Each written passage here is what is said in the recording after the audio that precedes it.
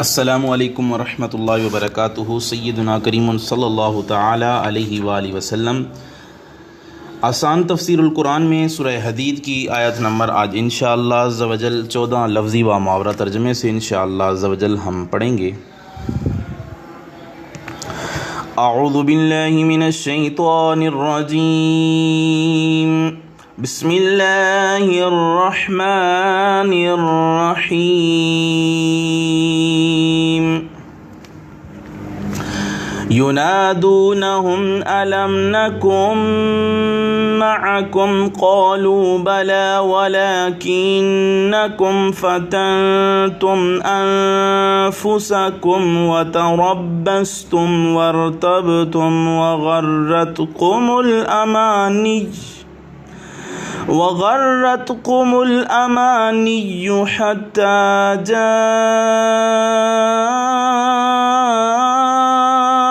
أمر الله وغركم بالله الغرور۔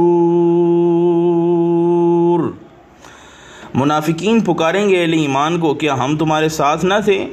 کہیں گے بے شک، لیکن تم نے اپنے آپ کو خود فتنوں میں ڈال دیا اور ہماری تباہی کا انتظار کرتے رہے اور شک میں مبتلا رہے، اور دھوکے میں ڈال دیا تمہیں جھوٹی امیدوں نے، یہاں تک کہ اللہ کا فرمان آ پہنچا، اور دھوکہ دیا تمہیں اللہ کے بارے میں شیطان دغا باز نے۔ اس آیہ مبارکہ کا ترجمہ کنز العرفان سے۔ منافق مسلمانوں کو پکاریں گے، کیا ہم تمہارے ساتھ نہ تھے؟ وہ کہیں گے کیوں نہیں، مگر تم نے تو اپنی جانوں کو فتنے میں ڈالا اور مسلمانوں کے نقصان کے منتظر رہے اور شک میں پڑے رہے، اور جھوٹی خواہشات نے تمہیں دھوکے میں ڈالے رکھا، یہاں تک کہ اللہ کا حکم آ گیا اور بڑے فریبی نے تمہیں اللہ کے بارے میں دھوکے میں ڈالے رکھا۔ اب اس آیہ مبارکہ کا لفظی ترجمہ بھی ہم آپ کے سامنے جو ہے وہ پیش کرتے ہیں۔ اس آیہ مبارکہ میں لفظی ترجمہ دیکھیں، اللہ تعالیٰ نے ارشاد فرمایا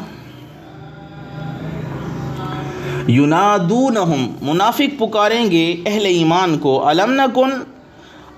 نکن، کیا ہم نہ تھے، معکم تمہارے ساتھ، قالو کہیں گے بلا، بے شک تم ہمارے ساتھ تھے، ولکنکم لیکن تم نے، فتنتم فتنے میں ڈال دیا، انفسکم اپنے آپ کو، اپنی جانوں کو، وتربصتم اور انتظار کرتے رہے، وارتبتم اور شک میں مبتلا رہے، وغرتکم اور دھوکے میں ڈال دیا تمہیں، الامانیو تمہاری جھوٹی امیدوں نے، حتیٰ یہاں تک کہ آ پہنچا امر اللہ اللہ کا حکم، اللہ کا فرمان، وغرکم اور دھوکہ دیا تمہیں، باللہ اللہ کے بارے میں، الغرور دغا باز نے، جو بڑا فریبی اور دغا باز ہے اس نے، یعنی شیطان نے۔ اب اس آیہ مبارکہ میں اگر غور و فکر کیا جائے، اس آیت میں منافقین اور مومنوں کے درمیان ہونے والے مکالمے کو بیان کیا گیا۔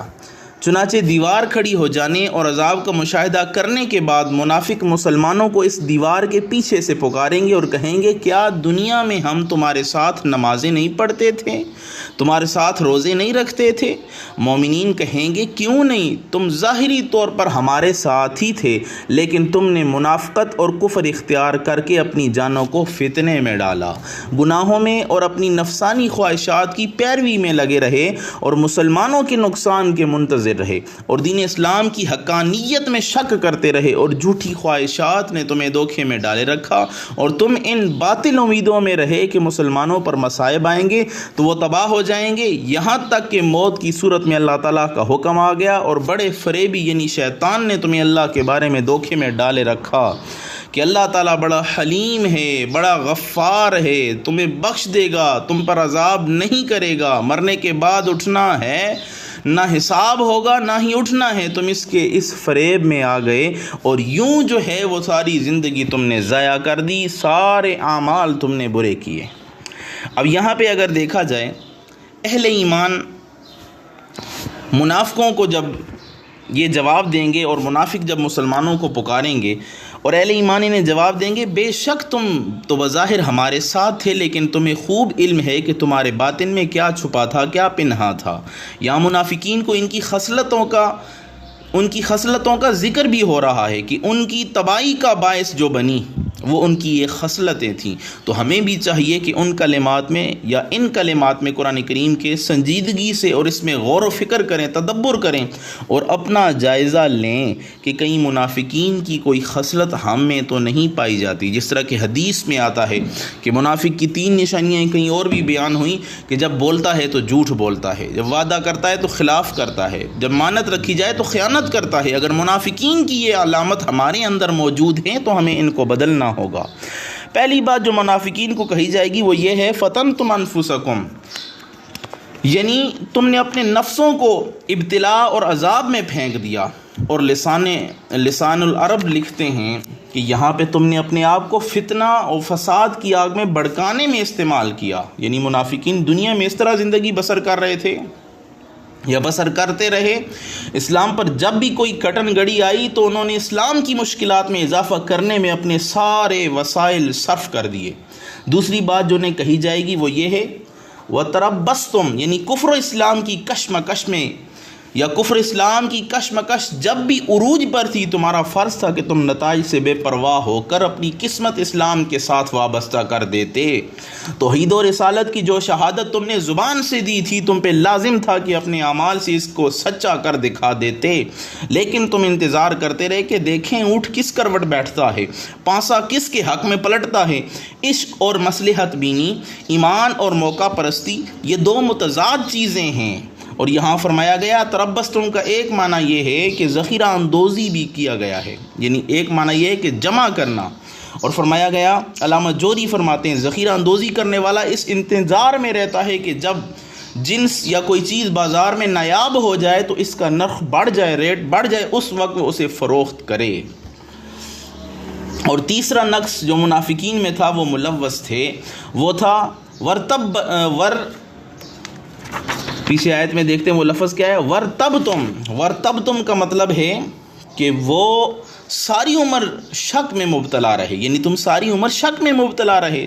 دونوں طرف تمہاری کشتی چلتی رہی، کسی ایک سائیڈ پہ نہیں لگی۔ اسلام قبول کرنے سے جو یقین اور اذعان دل میں پیدا ہوتا ہے، جو یقین دل میں پیدا ہوتا ہے، اس سے تم محروم تھے۔ کیا محمد صلی اللہ علیہ وسلم واقعی اللہ کے رسول ہیں؟ کیا قرآن کریم واقعی اللہ تعالیٰ کا کلام ہے؟ کیا قرآن کی یہ بات سچی ہے کہ اللہ کی راہ میں جو لوگ جان دے دیتے ہیں وہ سر جدا ہونے کے باوجود بھی مردہ نہیں بلکہ زندہ اور جاوید ہیں؟ اسلام کی سربلندی کے لیے مال خرچ کرنے سے انسان مفلس و نادار نہیں ہوتا بلکہ تونگر اور غنی بن جاتا ہے۔ یہ ساری باتیں تھیں جنہیں تم شک کی نظر سے دیکھتے رہے، اور اسی شک کے باعث تم اس عظیمت سے عمر بھر محروم رہے جو بندہ مومن کی خصوصیت ہے۔ آخر میں انہیں بتایا کہ جھوٹی امیدوں اور کھوکھلی توقعات نے تمہیں ہمیشہ دھوکے میں رکھا، شیطان نے بھی تمہیں گناہوں پہ اکسایا اور وہ اکساتا رہا۔ اس کی طفل تسلیوں میں تم یوں مگن رہے کہ اپنی اصلاح کا تمہیں کبھی خیال ہی نہ آیا، یہاں تک کہ موت نے تمہارا دروازہ کھٹکھٹایا، تمہارا رشتہ حیات کٹ کر جدا ہو گیا، اور پھر اس غرور فریبی شیطان نے تمہیں اعمال کی پونجی تمہاری بند کر دی، اعمال کا تھیلا تمہارا بند کر دیا، اور یوں دنیا سے تم منافقت اپنے ساتھ جو ہے وہ لے کر مرے، اور قیامت والے دن یہ منافقت تمہیں بچا نہیں سکے گی بلکہ جہنم میں سب سے نیچے درجے میں تمہیں جا پھینکے گی۔ اللہ سے دعا ہے اللہ تعالی ہم سب کو اس آیت مبارکہ میں غور و فکر کرنے کی توفیق عطا فرمائے۔ یہ آیت بڑی غور کا مقام رکھتی ہے، اس میں بڑے غور اور فکر سے کام لیں اور سمجھیں کہ کہیں منافقین والی وہ علامات ہم میں تو نہیں پائی جا رہی، اگر پائی جا رہی ہیں تو برائے کرم اپنے آپ کو ان منافقین کی خصلتوں سے پاک کیجئے، وگرنہ ہمارا بھی ٹھکانہ ان کے ساتھ ہوگا۔ اللہ سے دعا ہے اللہ تعالی ہمیں محفوظ فرمائے، آمین۔